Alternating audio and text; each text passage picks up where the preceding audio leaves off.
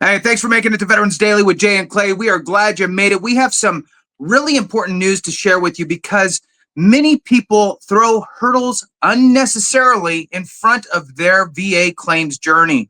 And we want to break some of those hurdles down for you. And look, if it applies to you, great. If it doesn't apply to you because you've already stumbled over 15 of these hurdles, well, hit the thumbs up and subscribe anyway, because it helps to save our brothers and sisters the heartache, if you will. So with that, please, again, hit the thumbs up, subscribe, share with a friend, all that good stuff. The topic today is brought to you by Clay, not me. So we will go with that. Clay, lead us into what we're going to be talking about, and we will dive in. Yeah, so it's all about the easiest way to reach 100%. And there are 3 buckets. I'm going to add an extra bucket, Jason. I just thought of that. I know we just talked about it. I'm going to add a 4th one. So there Great. are your veterans who get out of service with 100%, and generally speaking, their life is easy when it comes to dealing with the VBA, right? And so you have the BDD crowd. Then you also have the 1 year after discharge crowd. So that's another bucket. And then you essentially have everyone else that is after 1 year, 5 year, 10 years, 20 years. And then that last bucket, and I think it's worth talking about your old head, so to speak, or the old core. It is the Marine Corps birthday, by the way, today as we're recording this. So you have Happy the old birthday. core, right? The old breed. Happy birthday to you too and everyone else. Like the Vietnam era veterans or the peacetime era right after Vietnam. And so that 40, 50-year gap is definitely significant when it comes to submitting evidence for that claim. And so with that, let's roll back to BDD claims, Jason. And I know we've talked a lot about this, and obviously if you're out of service, this does not apply to you, but understanding why the BDD claim process works will help you understand how to submit your own claim 5-10 years down the road. You have to understand the basis of both. So a BDD claim, Jason, benefits delivery at discharge. Can you walk us down that path real quick? Yeah, absolutely. And Clay, this is now, I think, the biggest opportunity for veterans. This is the missing link that we've all complained about, who have been out for a while, and this thing didn't exist when we got out. So for those that don't know, now in today's world of military, when you get ready to discharge, right, whether it's a retirement or you're just exiting service, you can do what's called a benefits delivery at discharge. You can file a claim with the VA while you are still in service. 3 to 6 months from discharge is your window of opportunity there. If you have 2 months until you exit, oh well, you got to wait. So that 3 to 6 months, obviously, the further back you go, the better, because that claim will work in tandem as you're getting out.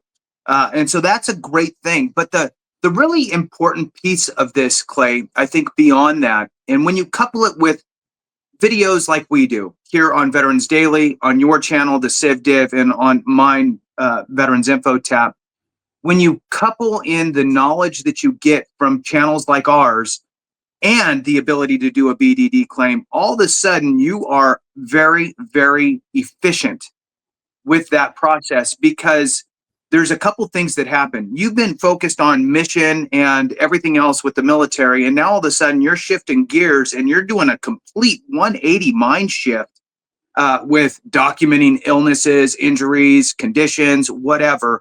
And sometimes that takes a minute to turn that ship. But the good news is, Clay, is that for folks that are in anything that they go and have that conversation and get, you know what, I've had migraines since I've been on, I just was told not to go get it documented, or I just didn't want to go because I didn't want any repercussions. I just took handfuls of Motrin. Well, now that I'm doing my benefits delivery at discharge, I'm going to go get that because I'm educated. Like you always say, Clay, the most important aspect would be an educated veteran through this process. So now they can go get diagnosed for migraines, get that documented in service, creating the Nexus, right? Everybody complains about Nexus, Clay. The fact that it's so hard to get a Nexus for their condition, they get denied. This is how you fix that problem. And I'd love for you to kind of expand on that aspect a little bit, and any other things you want to talk about BDD. Yeah, so the beauty about a BDD is when I say it's easy, it's dumb easy, okay? You can, in fact, not even know that YouTube channels exist for VBA. You could not even know what to claim on a BDD claim. You're going to need a solid VSO, though. That is for sure. But you go through that process. You talk to the VSO, and you will get service connected. That's how easy it is. And the reason why it's easy is exactly what you just said, Jason. It's the requirement of the Nexus. So the Nexus is still needed. Don't want everyone to think that the Nexus is not being written. It is, but it's super easy. As if a veteran has a chronic diagnosis in service, even at the CMP exam. Now, ideally, you want documented records in service, but who has that, right? Who is going to medical? Even if you do a 4-year enlistment, especially the one-termers, you're not spending time at medical because you will be that guy, right? So even if you don't have documentation, but the CMP examiner sees a chronic diagnosis, you will be service connected. The Nexus is there. The only way I can see a complicated Nexus coming out of a BDD claim is for an aggravation basis of service. So, for instance, you had asymptomatic flat feet in your MEPS exam when you joined the military, and now you have chronic flat feet, which not necessarily doesn't show a decline, but it doesn't show a steep decline, and that's the aggravation. So, outside of aggravation basis claims, if you're looking at direct, that is the way to go. And something I do want to add, just to kind of bring it into everyone's perspective, the amount of people that reach out to me to help them with their claim, I can't help you. I'm sorry. It's so many, I can't do it. But I always respond to BDD claim people because they say, hey, I don't know what to do for my BDD claim. What do I do? This, that, or the other. There are 4 steps, Jason. There are 4 things that active duty service members need to do. One is at 180 days, not at 91, right? Although it's within the window, at 180, submit your BDD claim.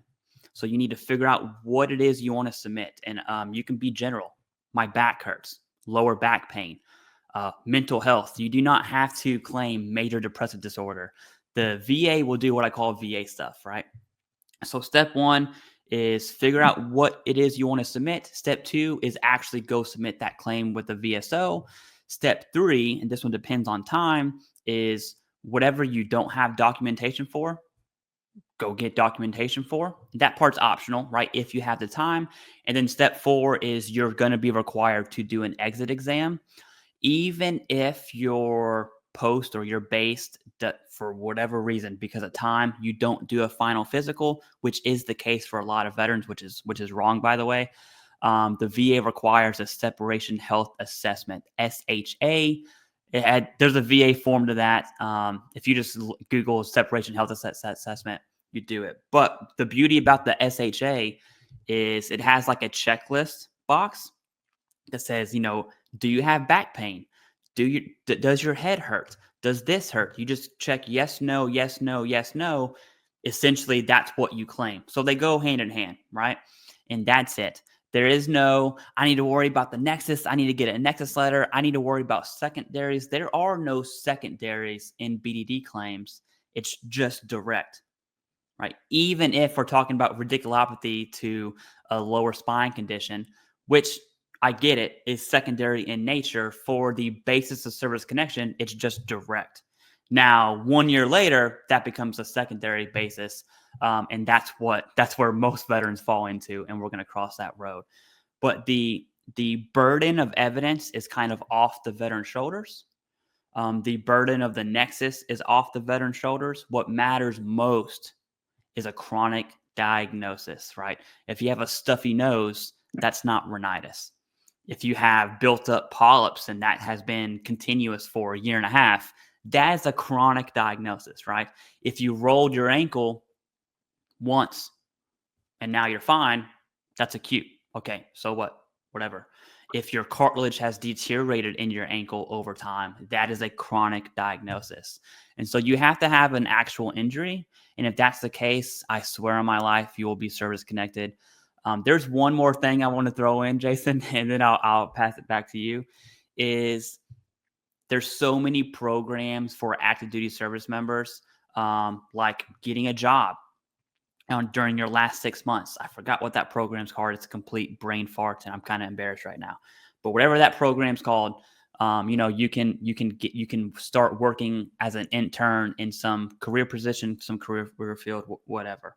That might be in Texas. You're stationed in California. That might be in Texas. You need to let the VA know what your plan is, because once you submit that BDD claim, you are agreeing to, within the next 45 days, and I think that's the time frame, to show up to those C&P exams. And so if you're moving or you got this or that going on, you really need to keep in touch with your VSO and with the VA for, like, if you're moving, because if you have a C&P exam after service in California and you're in Texas, you can see how that's going to be an issue, right? I have one more thing to add, but I'm gonna push it back to you. What do you got, Jason? All right. So Skillbridge is the Skillbridge, one. yes, thank Yeah. you. So What a dummy. Skillbridge Okay. is a great option. You got to get it signed off by your commander, and some commanders get all weird that they're losing manpower or woman power, and they're a little, whatever. They're pin shy. But in any case, that's still something great to go for. One of the things that you talked about was the different levels of condition or diagnosis that you might have, right?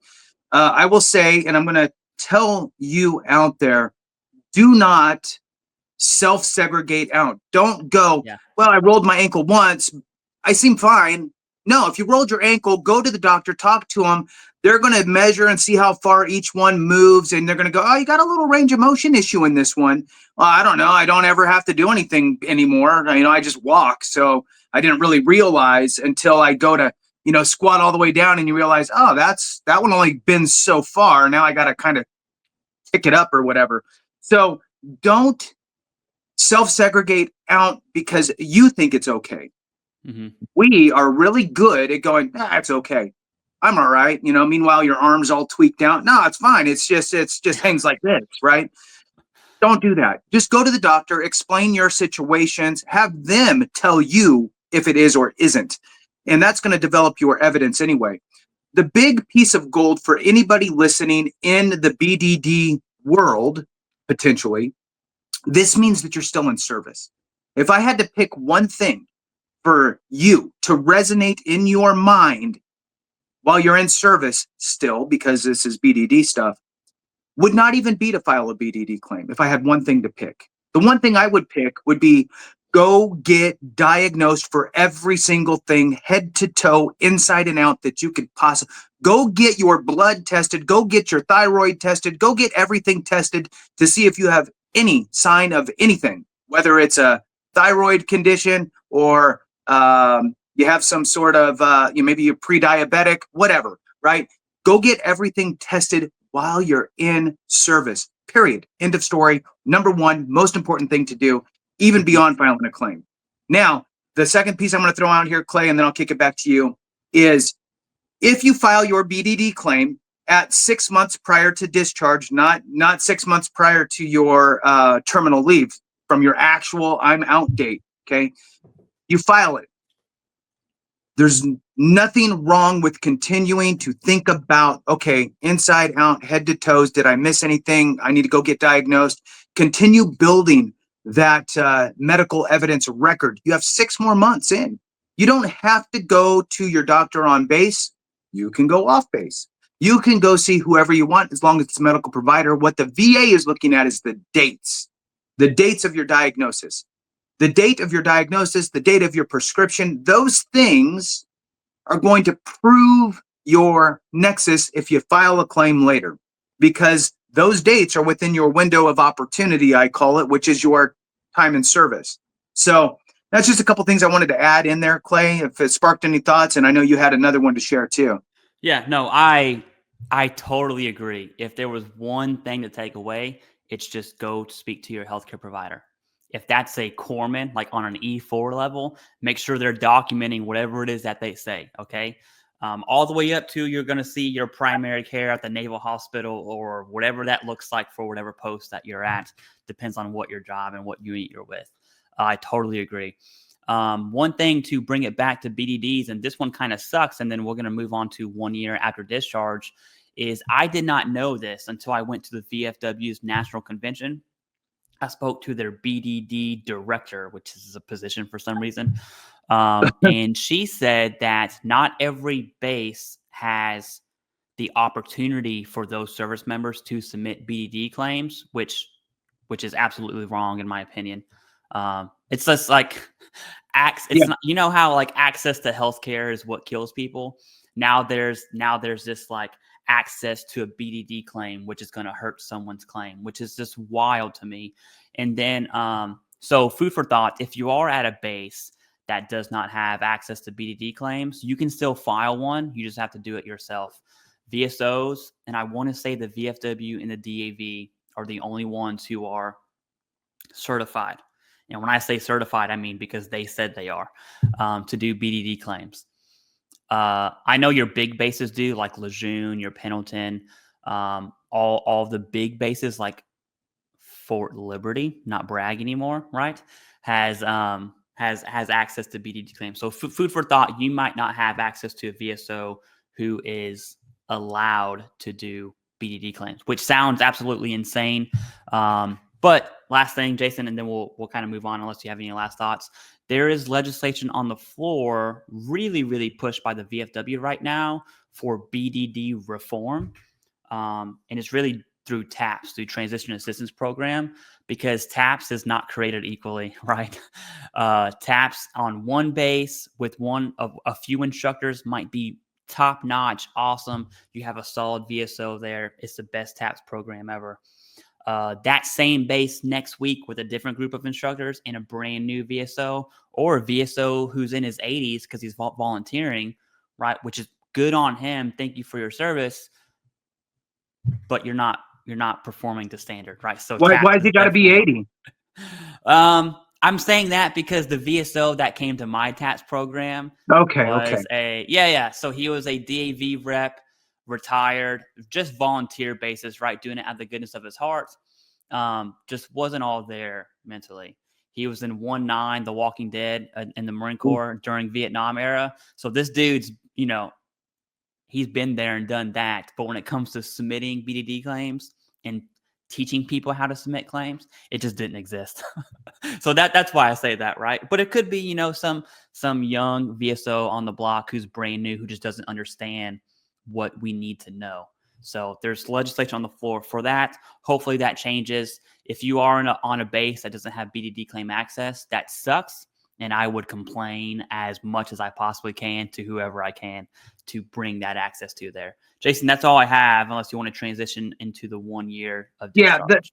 The last thing on that is, back in the day when I was veteran service officer, ran the team, all that stuff, we partnered with a nearby base, and we would go on there and assist with any claim. It didn't matter, because you also have veterans that are working there as GS workers. You know what I mean? And so they would even come and get assistance from my team.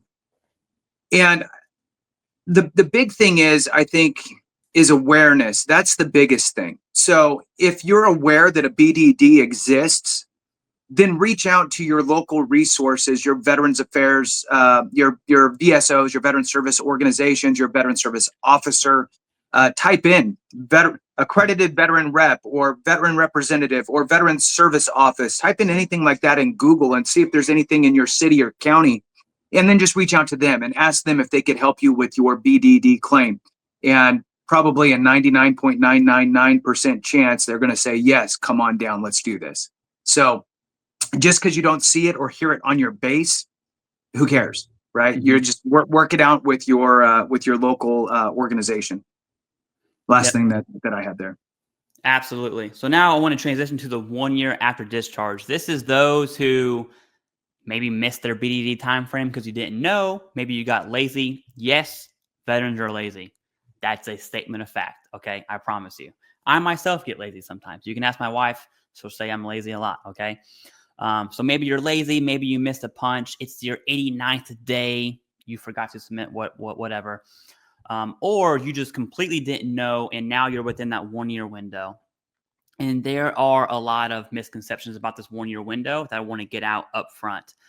People say that 1 year has a presumptive window for everything, which is not true, not even slightly. Okay. So for instance, a lower back condition does not have a presumptive.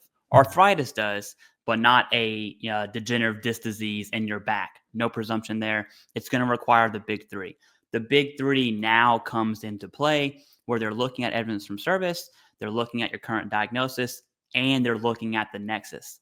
From BDD claim, where it's easy, that 1 year after discharge is kind of like here, right? Everyone else were over here. So you have BDD, easy. 1 year after is like still on the easy side. Once you tip that scale, this is everyone else. And then this is your really like Vietnam era peacetime veterans. You're doing like pop-up graphs and things like I do. I love it. Yeah. That's how I do them. And so that's 1 year after discharge is good. It's easy, but there's not a presumption window for everything. Tinnitus, hearing loss, arthritis has a 1 year window. There's a lot of cancers that have tons of presumption years. When Jason has talked about that a lot. But for the most part, it's still easy. And I'll tell you why. I'll tell you my story on my lower back claim. I had zero evidence from service. Not a single complaint, not even on a exit exam, nothing. I disagree. Your piece of evidence was your MOS. Yeah, right, yeah. Well, there's evidence other than medical. We'll get there. Okay, okay. So medical evidence. I had no medical evidence at all, which is most veterans that I talk to lack medical evidence from service, right? Which now brings in evidence other than medical, but there's a billion little factors into that. One of them is time. Go figure, right? So I have a back condition that you can tell has, through x-ray, deteriorated over time. It wasn't an impact, right? So if I fell off a roof last week, you would see a crack. That's an impact. It's cracks in the spine don't happen over time. It happens because a car wreck, an accident, some type of force happened, versus like a deteriorating condition over time. So I submit this claim. I'm probably about like 5-6 months out at this time. I have my CMP exam, and the examiner's like, oh, I see this condition. It definitely happened way more than the last 6 months, probably from service. And then they're asking me like what I did. I was like, hey, I was in the infantry. I deployed multiple times, did this, did that. And they're like, okay, boom, boom, boom. So although I had no medical evidence, now I had a good CMP examiner. That's also a factor on the table. Okay. Huge. The CMP examiner looked at evidence other than medical to make that nexus. Had the CMP examiner, which a lot of them do, only look at medical evidence because that's what they're trained to do, that would not have been service connected. Now, I want to talk about that same claim, Jason. Let's say I filed it 5 years. Let's say I filed it today, right? I've been out of the Marine Corps for 5-ish years, over 5 years now. If I filed that same back claim today and you would still see the deterioration over time, now the examiner can be like, well, although this deteriorated over time, it probably happened within the last 5 years. I don't see any medical evidence from service.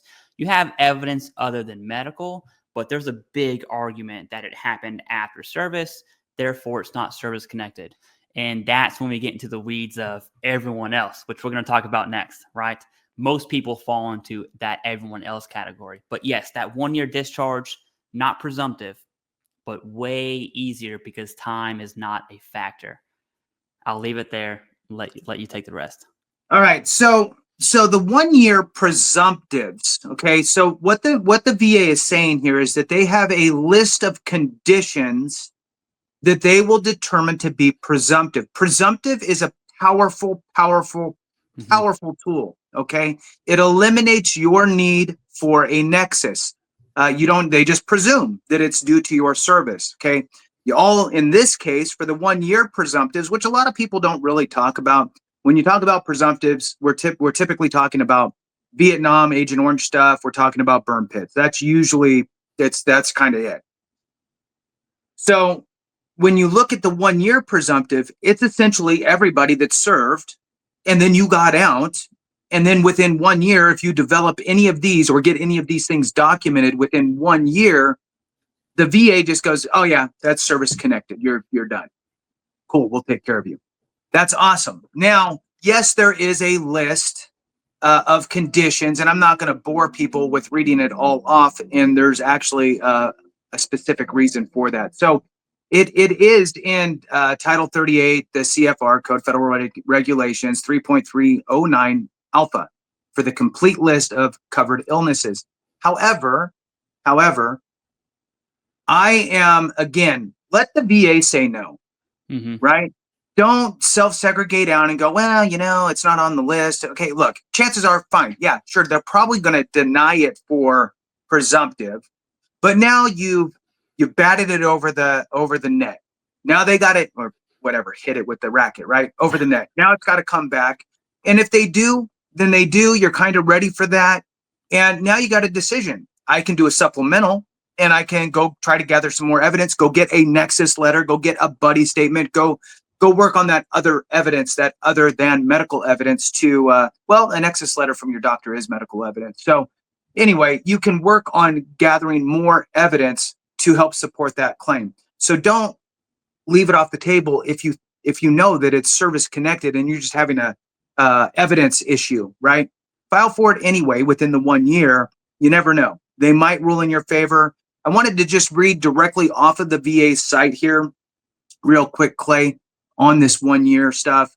It's the 1 year after discharge. It says if you have a certain chronic, which we always talk about, right? Clay, chronic has to be a ongoing problem. So if you have a certain chronic, long-lasting condition or conditions that started within 1 year after your discharge from active duty military service, you may be eligible for VA disability compensation. Eligible conditions include high blood pressure, so hypertension, arthritis, diabetes, peptic ulcers, and others. Compensation obviously would provide you the monthly payments and so forth. So it just gives you a little snapshot of, wow, I kind of had high blood pressure when I was in, right? We've all seen the guy or gal that's like, oh man, your blood pressure's high. You still have to wait here. You can't leave. Go rest in the other room. Go lay down, right? Go calm down, and we're going to do your blood pressure 17 times in the next 5 hours until we get a good reading, and then we're going to move you on. Well, if you go to your doctor after that and they're like, wow, you got high blood pressure, at least you're saved, right? Within that first year. Important. Now, the big thing here, Clay, I think, is that what I want to add in here is that there's also 4 conditions, and I know you know these too, that are the beyond 1 year presumptive, which basically, if you have any of these conditions within a certain time frame, then you want to make sure that you actually file a claim for these, because you shouldn't suffer with these conditions and not be service connected for them because you self-segregate out going, well, I have no documentation and it's been way past a year, right?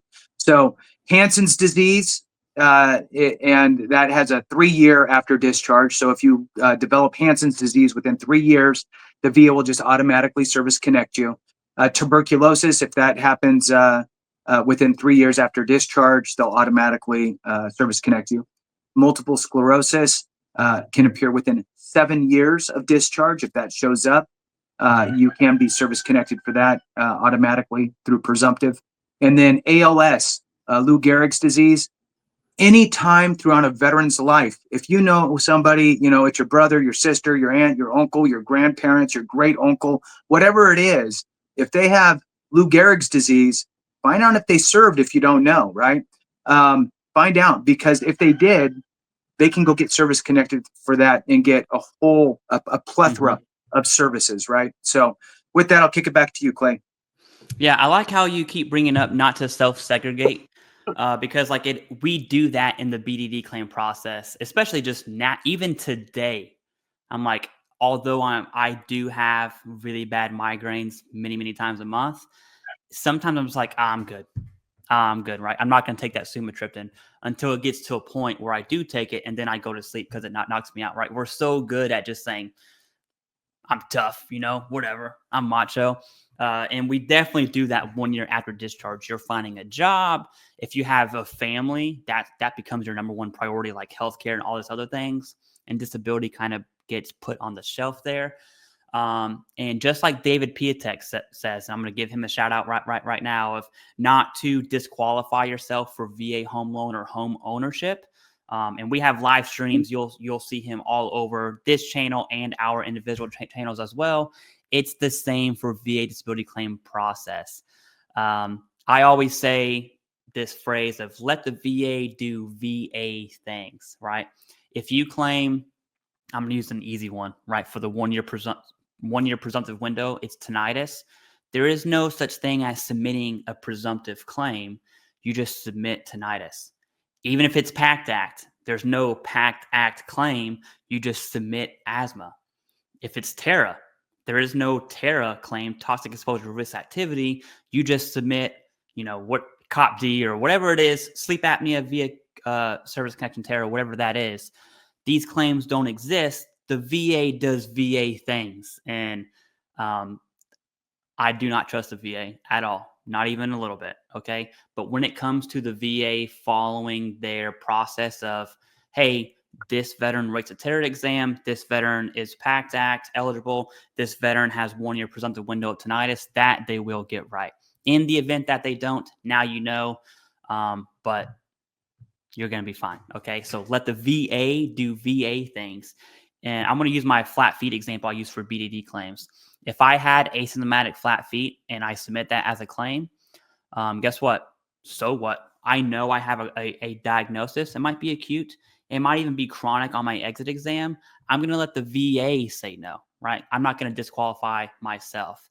In the same breath, I'm also not going to submit every single claim I can that's in 30 CFR. There's like 5,000 of them, okay? So I'm not going to submit all the stuff I know I don't have, but I'm definitely not going to disqualify myself. I love how you keep bringing that up. But that's the 1 year discharge. And if you're wondering on your dates, 1 year discharge is when you leave service, not terminal. I took 59 days of terminal, which was a beautiful time in my life. That double paycheck of terminal leave and then the job I had was just beautiful. Okay, beautiful. But it's not terminal. It is the day you are a real person, right? Which is noon on that day you get out. So 11:59 a.m. I'm a real boy. 11:59 a.m. You were a Marine, right? At noon, you are still a Marine. You're still a Marine. Happy birthday again, by the way. That's right. But now you've joined the normal world. Okay. So that's the day it starts. Last thing on 1 year after service. And then we'll move on to probably the biggest. I have one ad too. Okay. And I have one ad. Is your intent to file is that date. So let's say, I'm sorry. That's what I was going to do. Go ahead. Right. Take it. No, I'll start it. You take the second half. Okay. So what Clay was starting to lead into, good job. I'm so proud of you, man. That's so awesome. Good job. So when you get out of service, it is essentially as though an intent to file was put into place for you. If you file a claim, it doesn't even need to be the 1 year presumptive claims, right? Just simply filing a claim within 1 month, within 1 year of your discharge will back pay you to the day after your after your exit, right? So your last day and then the next day, like Clay was saying. So the day you became a real boy or girl, it will backdate to that. So that's a very important thing. Do not wait to the last minute, just like with an intent to file later on in life. Don't wait till the 364th day to file it, because with your luck and mine and Clay's, something will happen and it will get dated the next day and you're completely done. So don't do that. I always suggest like a couple weeks ahead of that, right? 2 weeks ahead of that for the just in case. And then I'm also, look, sometimes I can be strange. I'm just saying. So if I ever file, and anybody I've ever told to file an intent to file in a conversation, I'm like, look, put in your intent to file. Wait a couple days, call the VA, make sure they got it, right? Inspect what you expect. Make sure that they actually have it. There has been times the VA, oh, what intent to file? So make sure that it's there. And same thing with your claim. It doesn't, I just want to make sure you got my claim. I sent it in a week ago. Just want to make sure it's there, just in case, right? That would be a horrible, horrible situation. And one phone call can fix that if there was a problem, even though it would be highly unlikely that the VA would mess up anything with technology and your claim. let you be the one out of a million, right? Because then they'll go, well, we got 999,999 right, is what they would say. So anyway, that's the last piece. Thanks for bringing that up, Clay. I'm glad that you did. Sparked my memory. I appreciate you. Yeah. I will add to that, and then we'll transition. That also Oh, okay. applies for appeal. So if those claims that are denied within that 1 year window, you submit the appeal. This is why I don't trust the VA. This is a reason. 90% of the time, and I would bet money on this, your effective date is going to be your denial date if you submit a supplemental or an HLR. The VA gets the effective dates wrong all the time. Probably the most common mistake the VA makes every single day. And so if you know your intent to file is when you left service, that could be a serious amount of back pay, especially if you're going from like 70 to 100 or like 20 to 70, right? These huge gaps. 7, 8, 9, 10, 11 months of that is a lot of money, especially when you're just transitioning out of service. Expenses actually become real, right? You can't go to the chow hall and not pay for it Right. anymore. Yeah. It What? comes out of your check, but you don't know it, right? What? I gotta pay for electricity and gas and garbage? What? The water? Yeah. Bills. Love it. Now, the last topic, and this one is going to be huge. We're going to talk about increases in secondaries because some, definitely not most, few veterans reach 100% from BDD claim process, especially now because all the OG post 9/11 people are now getting out. Like your retirees today are probably leaving with 100% no issues, right? Because they got 3, 4, 5, 6 pumps, Afghan, Iraq, Syria, Somalia, wherever. Those BDD people probably have an easier time getting 100%. A little bit more people reach 100% after that 1 year of discharge if they understand what they need to submit within that 1 year, which most people that I talk to don't even know about VA disability until years later. Maybe they see an ad on Facebook, and we won't even go down that road, right? Or they see a YouTube video and they're like, oh, I served, let me see what this is about. And so now we're talking about everyone after that 1 year. This is 1 year and 1 day, all the way to 20, 30 years being out of service, right? So me, I'm 32. Jason is, how old are you? 50. 50. So You're welcome. both of us now fall into this, right? My friend who just got out about a year and a half ago, he also falls into this category. So if Jason were to submit a claim right now, it's the same process as if I were to submit a claim. And the big three becomes critical here. There is no service connection without the big three. Let's just put it that way. Okay. And I'm going to talk about direct here. You have to have evidence from service. And during that back explanation I gave during 1 year, a lack of medical evidence for me was easy because of time frame. That's gone. I guarantee you right now, let's say I submit, my knees aren't service connected, but I definitely have some knee issues and a diagnosis of those. If for whatever reason I go to submit that knee claim, I would be willing to bet my wife's life, not me, right? I would bet my wife's life that my knees would be not service connected, although the information and the basis is the same as my back. It would not be service connected because of time frames, right? So although you see a deteriorating disease, I've also been out for 5 years. And so, yes, it's chronic, but the CMP examiner without medical evidence is not going to give a favorable nexus. That's going to lead me to maybe look at a secondary, maybe go get us a Nexus Letter. And so that's the situation that most veterans find themselves in. So I wanted to set the stage, Jason, and kind of give a common example of a musculoskeletal condition without medical evidence. Go ahead and take it from there. What do you have to say about literally everyone else? It's a steeper hill to climb, right? Yeah.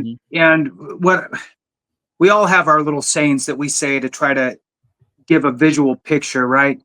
So what you need when we're talking about, or at least what I think of when we talk about the requirements for a service connected award, right, is 3 things. You have to have your time in service. That gives you that window of opportunity, right?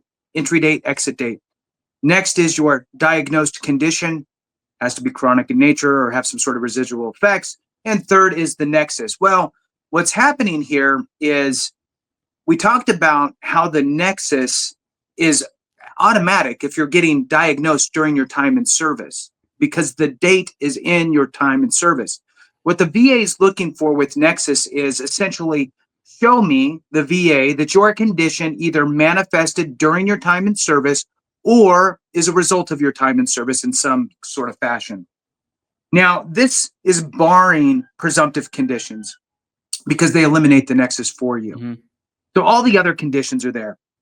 And so when you need to build a nexus in this proof, there's different avenues that are going to happen, right? So this world is so nuanced. We talk about it all the time. You're going to have different levels of veteran, right? You're going to have a veteran who, yeah, I got diagnosed for migraines when I was in, right? When I was, 3 months before I got out, I got diagnosed for migraines 30 years ago.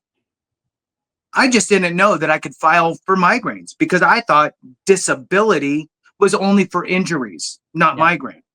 Wow, I can file for migraines? Yes. Gather up all their stuff, bam, diagnosis for migraines back then, a current diagnosis that just shows that he still has it just for an extra little, stamp on there. And boom, you file it and off it goes. Boom, service connected, easy, easy. Okay, that's one. Another veteran would be, we'll go kind of in the middle. All I did was, I had migraines the whole time, never went to medical because I didn't want the repercussions, but I did on my physical health assessment, check the box that said headaches, and then it said add more information at the bottom. Yeah, I get migraines once a week, and that's it. Okay, not a diagnosis, self-attesting to the problem. Okay, cool. Go to your doctor, have that conversation with your doctor, get your diagnosis, get your Nexus letter from that doctor, using that as rationale, your own statement, maybe a buddy statement to really just double it down, make it super solid and tight so it's easy for the VA to say, yes, cool, you're moving on with the service connection. Lastly, Clay, is probably the bulk, right? Yeah. I could have written down on my physical health assessment all of my problems. But then I had to explain them in blocks, in box 37C, I had to explain each one that I said yes to. So instead, I just said no to everything so I could be done and get out of there and go, whatever. So now you have zero documentation in your file. And that's going to be a lot of folks. And that's a sad situation, right? I wish that this stuff was explained up front. And I guess that's what we do here, right? It's really trying to expand the message out to folks. But there's two things that are happening here. One, folks that are in, we're handing it to you here to make sure that you document things you need to. For folks that are out and have been out for multiple years, don't self-segregate out. It's just a steeper hill to climb. You have to build a bridge back to your time in service, building that nexus. Okay, you need to tell a story. You need to write your own letter explaining whatever it is. I like to use like headaches, migraines, just because it's an easy one to kind of explain, and a lot of people have migraines. Is, for migraines, there could be several things. One, you might be able to tie some of it and have this conversation with your doctor. Maybe you were artillery. Maybe you were mortars. Maybe you had your head next to, a tube all day long going off.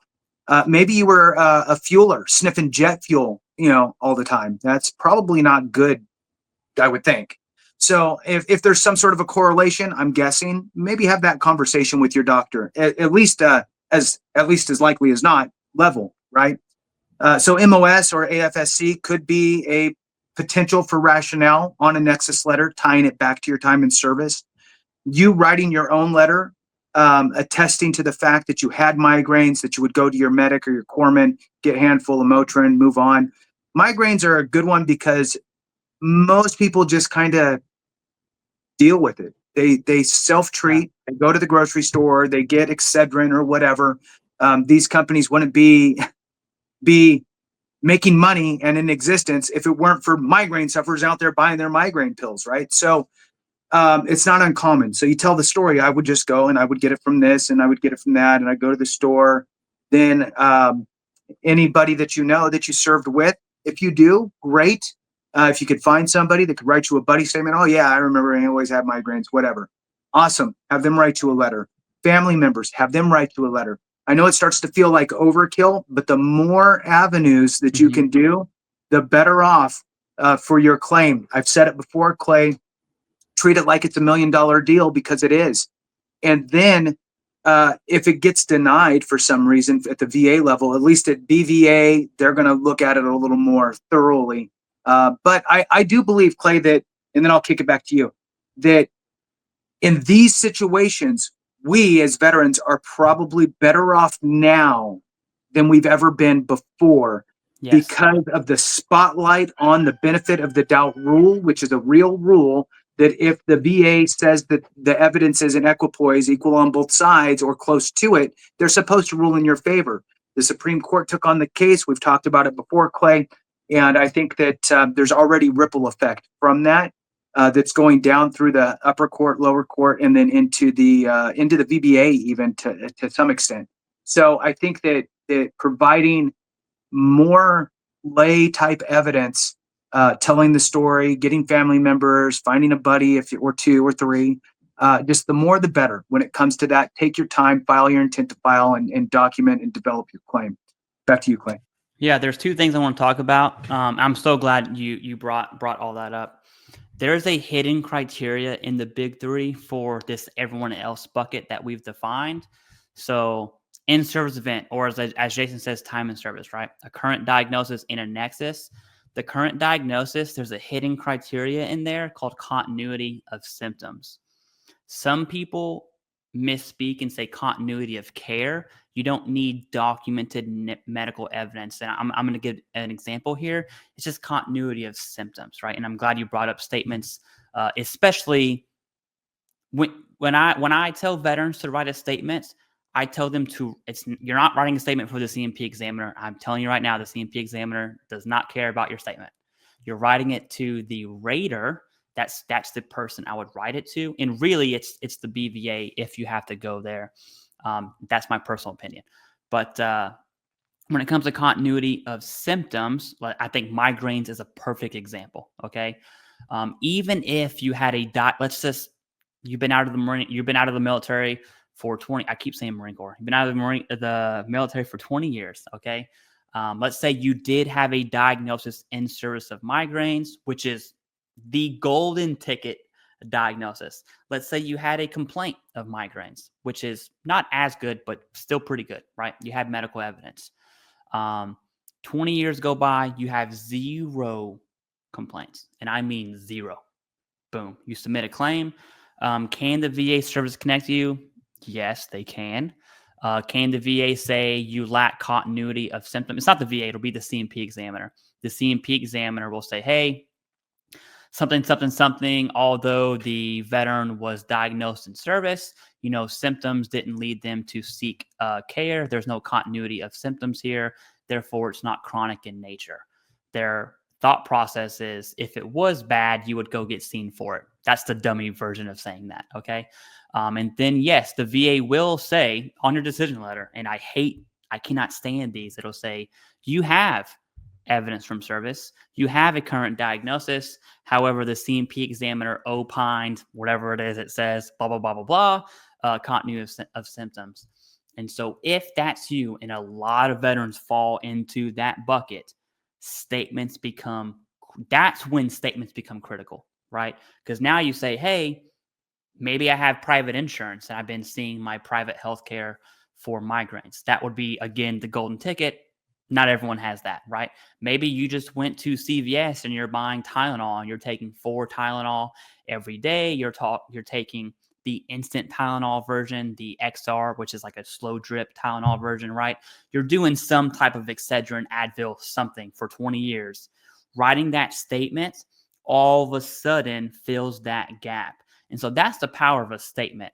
And so continuity of symptoms is one, it's kind of like an uppercut from the VA where you're not expecting it. It's just bam, hits you right in your face. And I've seen that a lot.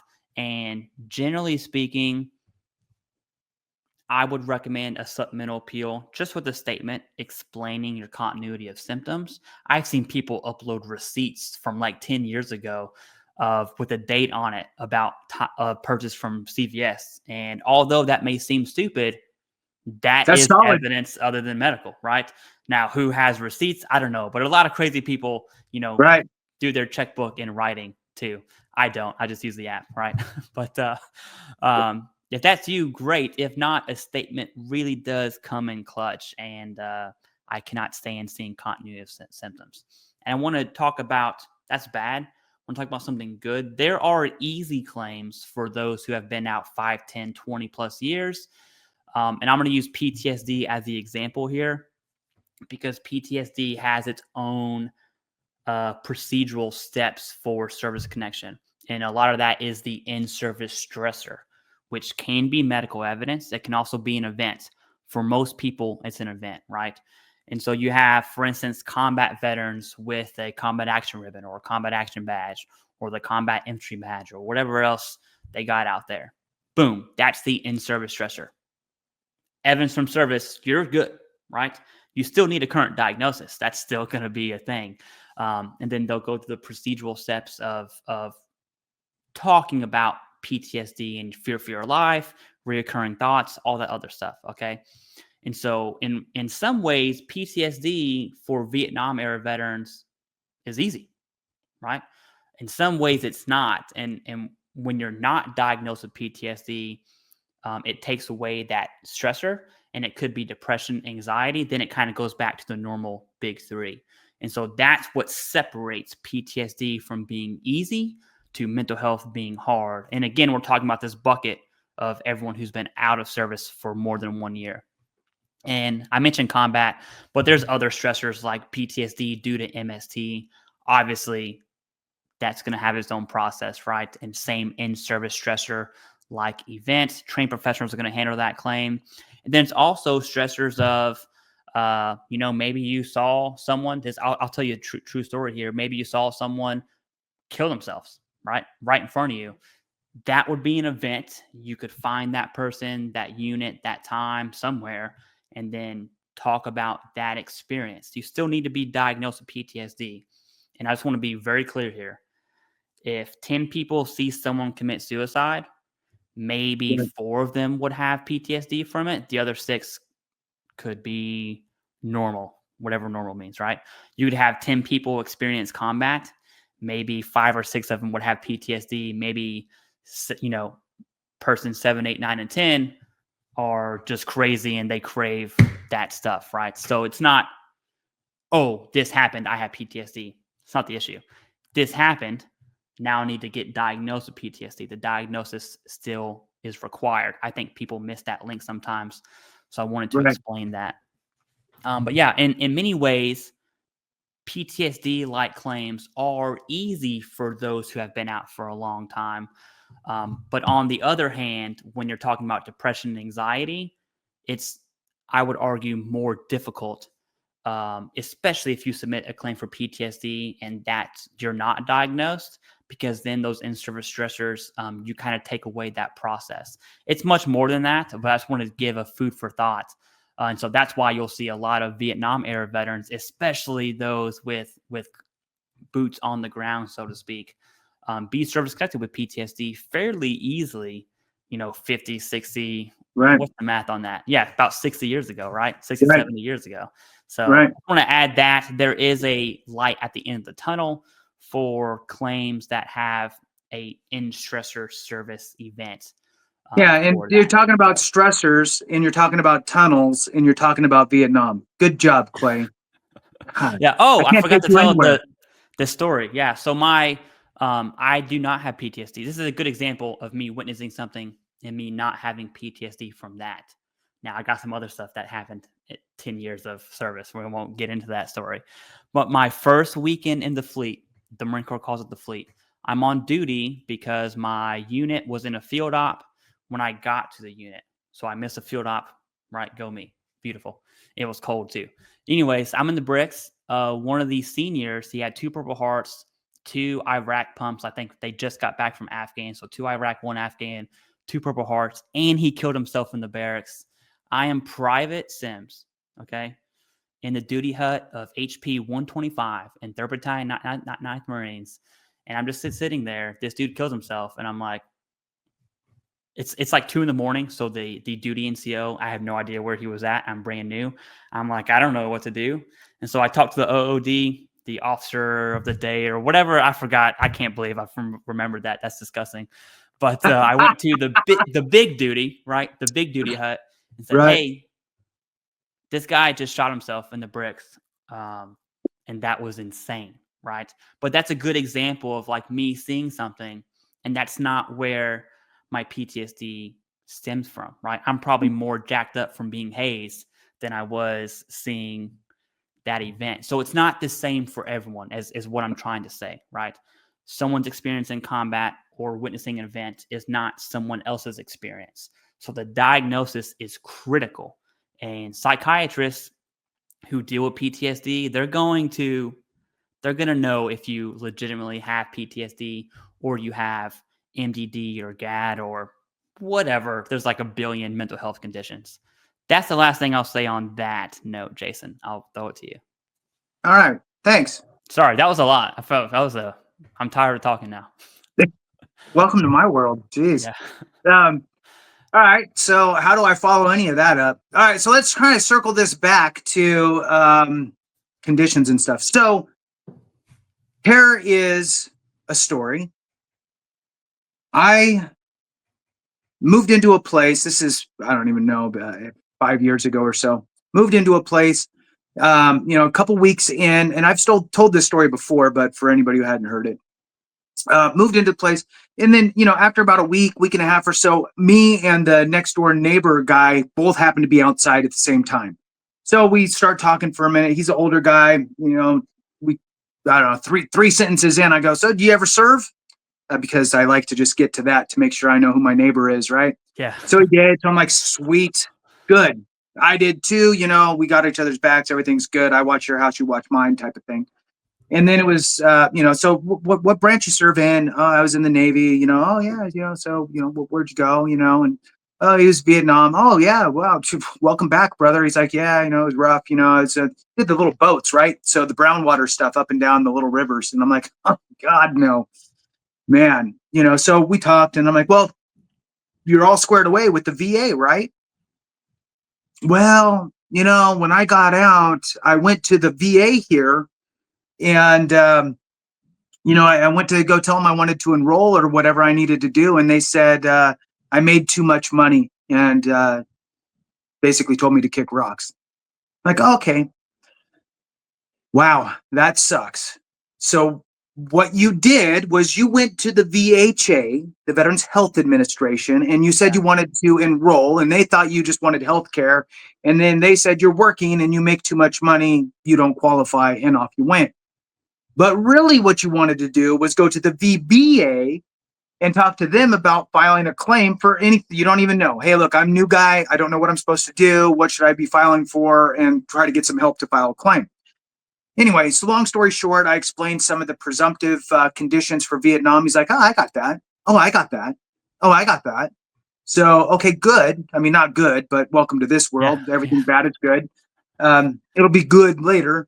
Let's get you squared away. And so, and then we talked about, maybe go to the vet center and have a conversation with some folks over there as well, right? And then got diagnosed for PTSD and all that. And then, got the claim filed, boom, claim comes back, 80%, I think, out the gate. Then we went in for TDIU and bam. So in his mid-70s, right? So there is no age restrictions for filing a claim. There is no age restriction for TDIU. Look, there's people that work until they die.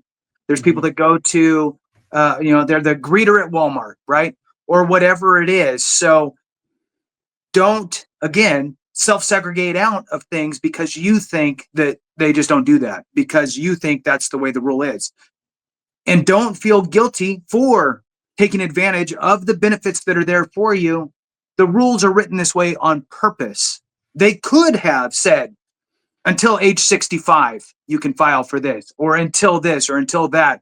They don't, for a reason. So utilize the benefits that are there. If you end up getting secondaries and finally getting your service connections and you get up to 60, 70, 80%, and it's inhibiting your ability to really work, consider having a conversation about going to TDIU, total disability, individual unemployability. I know it's a mouthful, but for those that don't know, essentially what they'll do is they will determine if you qualify, and if you do, they will pay you out at the 100% rate instead of whatever percentage you're at. So if you're at 60, 70, or whatever it is, they're going to boost you up, and that could be a couple $1,000s more per month in your pocket, tax-free money. So with that, back over to you, Clay, now that you've had a chance to take a breath, ready to hear more. Yeah, no. So that was good. I think the reason I started the CivDiv was because I didn't even know about monetizing YouTube and all of that. That world was unknown to me. I just wanted to help. And I always said, if I help one person, then all this time, which is a lot of time, by the way, I spend doing YouTube stuff away from my kids. I have 4 kids, right? So anyone who wants to throw some hate comments, just know that every time you see me on here, I'm not spending time with my kids. So eat that one, right? But the whole thing was, if I help one person, it'll be worth it. And I know this channel has helped many more than one. I know your channel has helped many more than one. It's cool to see that you actually helped your neighbor. He's in your debt forever, right? If he's still alive, he's in your debt forever. And I hope that the CivDiv has definitely helped more than one. But that's why we do this. Seriously, it's Sunday morning. It's the Marine Corps birthday. Happy birthday to you again, Jason. And we're spending time here just talking about things that you think the VA would talk about, but they don't, which is a whole other can of worms I don't want to get into. And with that, that's pretty much all I have to say. Veterans can reach, the title is easiest 100% ever, but really it's how to be properly rated, right? Whether that's 70, 80, IU, 100, SMC, I don't care. Just be properly rated. Whether you are 1 day out of the military, you're still in the military. You're 8 months out, you're 1 year out, 5 years, 10 years, or you served in Vietnam or even the Korean conflict, right? Or Panama, Kosovo, Bosnia, right? That 90s crew there. You should be properly rated. That's all I have, Jason. I'll kick it to you to close it out, unless you want to talk about anything else. No, we'll wrap it up, Clay. Hey, Clay, I appreciate you. I appreciate all you do. And for folks out there that have watched until right now, amazing. I'm surprised you hung on. Thank you so much. Clay does a lot of work on this channel. He is definitely the behind the scenes guy for everything here. And so, Clay, really appreciate you with all the work you do here and all the work you do on your channel. Together, we're doing great things. And, we're hoping to continue to grow and get the word out to more. So please, you out there, many hands make light work. And the more that you share this, the more that we can grow the channel, and collectively we can help others. With that, thanks so much for watching. I appreciate you. Have a great one. And remember, if we don't take care of each other, something went wrong.